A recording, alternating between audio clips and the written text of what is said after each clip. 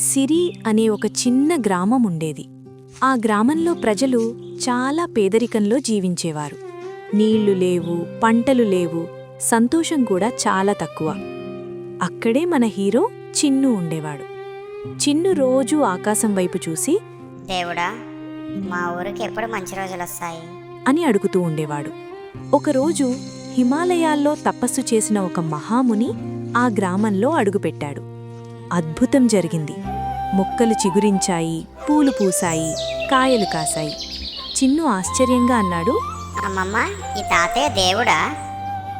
ప్రజలంతా ముని దగ్గరకు వెళ్ళి, మీరు దేవుడే స్వామి అంటూ పూజించడం మొదలుపెట్టారు. ముని మౌనంగా నవ్వాడు.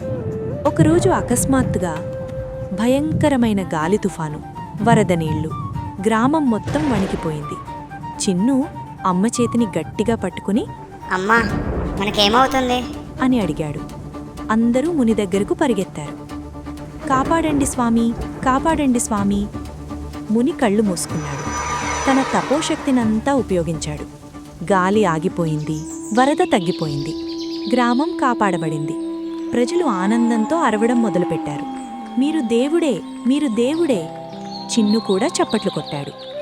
కొన్ని రోజులకు ఆ ముని అనుకోకుండా మరణించాడు. గ్రామం మొత్తం ఏడ్చింది. చిన్ను కన్నీళ్లతో అన్నాడు, దేవుడు కూడా చనిపోతాడమ్మమ్మ? యమభటులు మునిని తీసుకెళ్లారు, కాని నరకానికి. ముని ఆశ్చర్యపోయాడు. నేను అన్నీ మంచి పనులే చేశాను, నన్ను నరకానికెందుకు తీసుకొచ్చారు? నాయనా, నువ్వు మంచి పనులు చేశావు, కాని ఒక పెద్ద తప్పు చేశావు.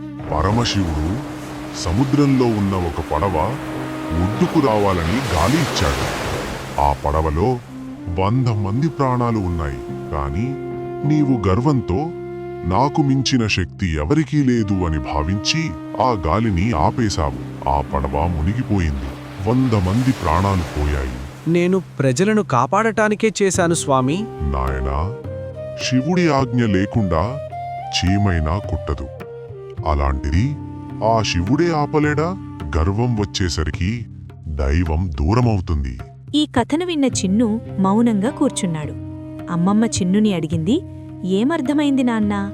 చిన్ను మెల్లగా అన్నాడు, అమ్మమ్మ, మనకున్న శక్తి ఎంతైనా గర్వం ఉండకూడదు. మనకంటే దైవం గొప్పదని గుర్తుంచుకోవాలి. అమ్మమ్మ చిరునవ్వుతో చెప్పింది, అదేరా నిజమైన బుద్ధి. మనిషి ఒకటి తలిస్తే దైవం ఇంకొకటి తలుస్తుంది. గర్వం పెరిగితే మంచి కూడా పాపంగా మారుతుంది.